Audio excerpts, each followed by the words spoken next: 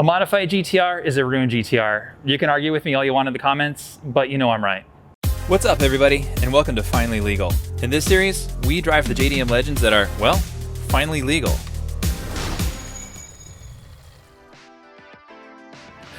Okay, that opening statement was a bit hyperbolic, but the general sentiment still stands. I mean, people who modify these cars generally ruin them, but we'll get to that in a second. Now, this is a 1994 Nissan Skyline GT-R V-Spec II.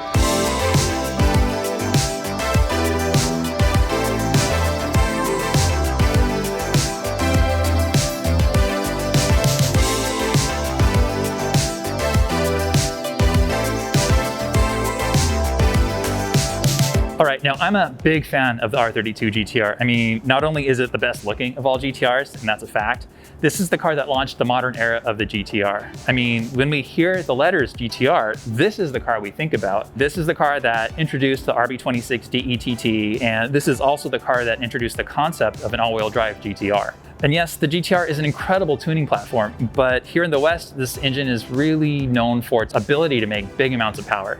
So lots of tuners chase big dyno numbers. I mean, yeah, the 1,000 horsepower GT-R is actually kind of common these days, but what a lot of people don't talk about is that those 1,000 horsepower GT-Rs are practically undrivable. I mean, it's like big amounts of power, but the engine only worked in this like really narrow power band. See, but in Japan, the GT-R built its legend on the racetrack, and the needs of a racetrack are very specific. You don't need big power, you need response, you need predictability. The car has to do what you want when you want it to. And you know, when you have that big power car, it's like, okay, I'm gonna hit the gas, then I'm gonna wait a year for the turbos to spool, then the boost is gonna kick in, and then you drive into a tree. So that's why the owner of this GT-R is keeping things more or less stock. So the car's gonna be really good on a racetrack, but most importantly, it's still usable on the street. All right, let's talk about the engine. The factory RB26 has been swapped out for this. This is an RB26 DETT NISMO S1 engine. So basically, it's an RB26 DETT that's been fully rebuilt by NISMO, so it's got that performance credential, but it's also got that factory goodness. Yeah, we've got the cool valve cover, but what really sets this engine apart are the things you can't see, and it's pretty much everything inside. So all the internals are bespoke for this. The camshafts are bespoke for this. The turbos come from an R34, so not bespoke, but the turbo outlets are a larger diameter, again, to help with extra flow. All told, this engine makes about 400 horsepower, and you know, talking with the owner, he's leaving this engine as is. I mean, anything that's going to be added to this will pretty much be just to keep it stock, to keep it reliable, to keep it predictable. I mean, after all, when you have something this amazing, why mess with perfection?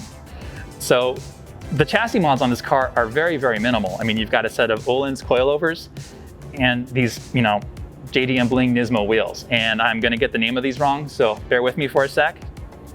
These are NISMO LMGT4 Limited 2 version 5 wheels. And all you really need to know is that there's only 200 sets in existence, so the chances of you getting a set for your car are about 0. Now, when you get inside this car, you're reminded that underneath this GT-R exterior, it's just a basic Nissan Skyline. Now, if you don't live in Japan, the basic Skyline is actually a really underwhelming car.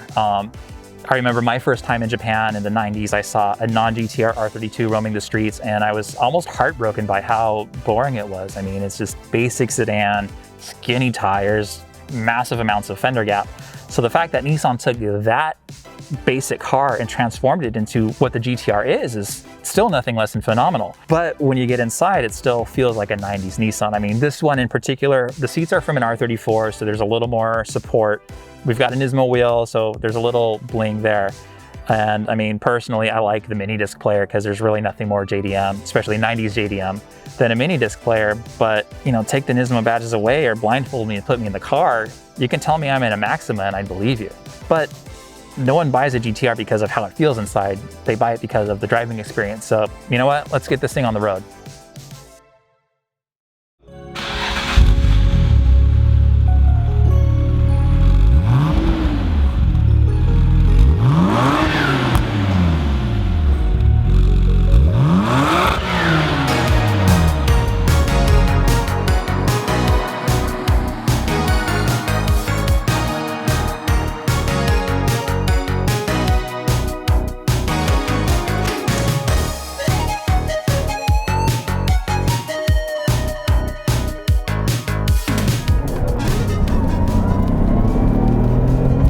Okay, yeah, it's a little bit scary.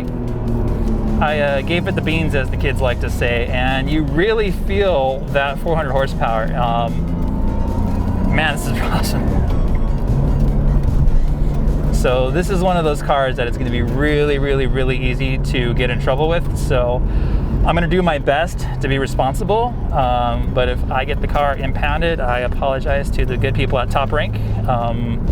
Stop having cars that are so amazing. Truth be told, this is actually my first experience driving an R32, R33, R34 chassis Skyline. I've been in the 35 a lot.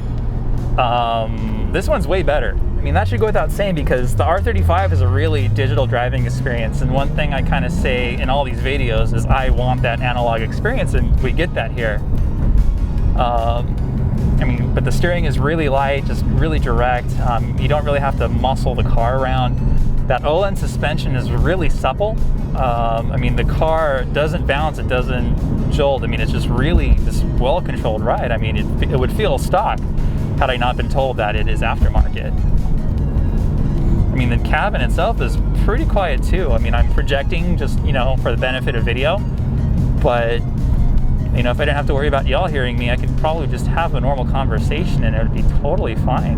But man, the steering is great, power is great, brakes are nice. I mean, yeah, I get why this car is a legend.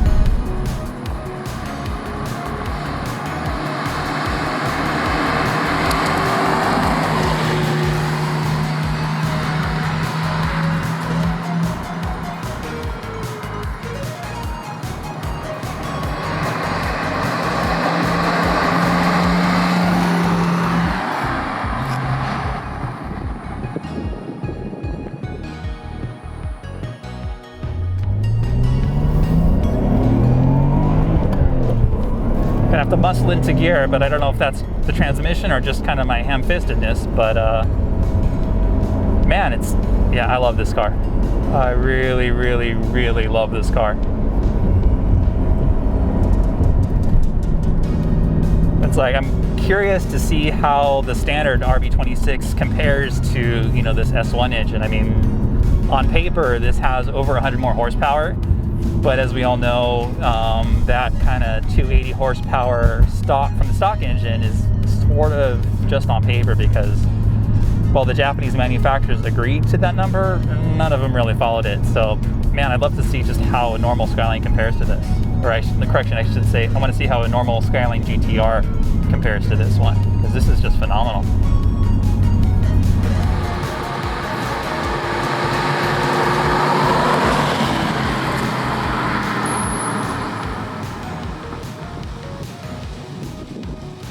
Thank you so much for watching this episode of Finally Legal. You know the drill. Hit like, hit subscribe, but most importantly, comment below. Tell our boy Chris, thank you for making me look good, because without him, you know, this wouldn't be as rad as it is. And if you'll excuse me, I'm gonna take this out for another drive, so I'll see you next time.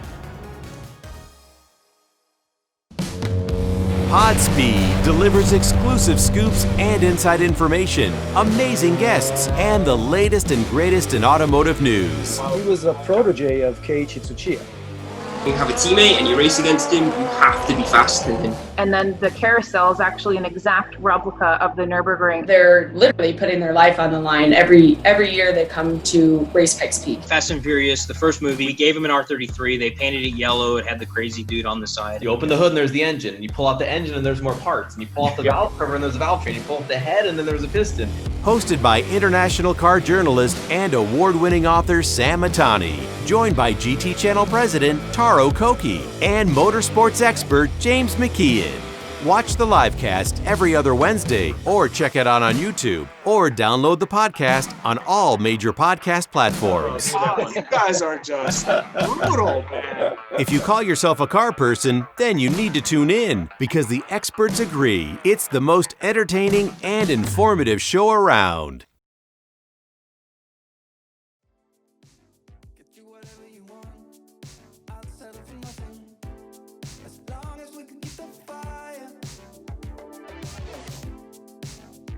Whatever you do, follow you anywhere.